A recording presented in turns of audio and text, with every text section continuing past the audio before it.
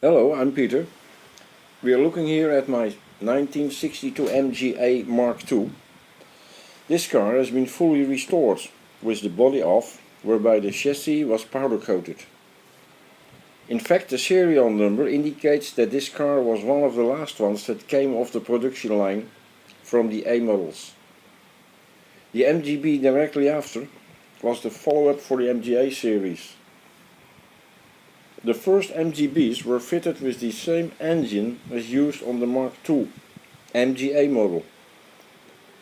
This was not so strange because this car had the best trouble-free engine from the A models. It has a 1622 cubic centimeter engine with a redesigned more rigid crankshaft, as well as a newly designed cylinder compartment, drive shafts and valves. It brings 90 horsepower. To really enjoy this, my car has been upgraded I should say, to a 5-speed gearbox package from a Ford Sierra.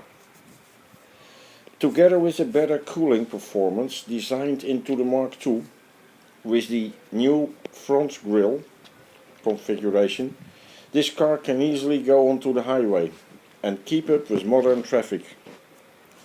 Of course, it's much nicer to drive the country roads, but sometimes a shortcut using the highway could be in some instances an advantage.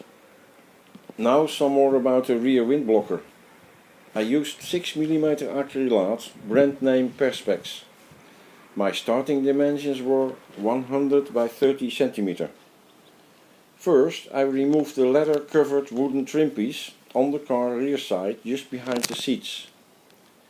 I kept the leather separate trim line on the car to support the wind blocker. I copied the car shape using a marker pen on the Perspex. The effective height that I've used above the car is about 16 cm, 6.5 inch. For the side angles that I've used, I lined up with the bracket of the front window. To make a strong assembly, I drilled 6 new holes, 5.5 mm, and used 6 M5 countersunk flat head screws to assemble to the metal surface. To cut the Perspex, I used a jigsaw with the fine blades, like you would use to cut metal. Don't push it too fast during cutting, or else the material will melt and you will lose your nice smooth cut. The edges I sandpapered with coarse sandpaper first to get the saw marks out. Later I polished it with waterproof 600 grit size.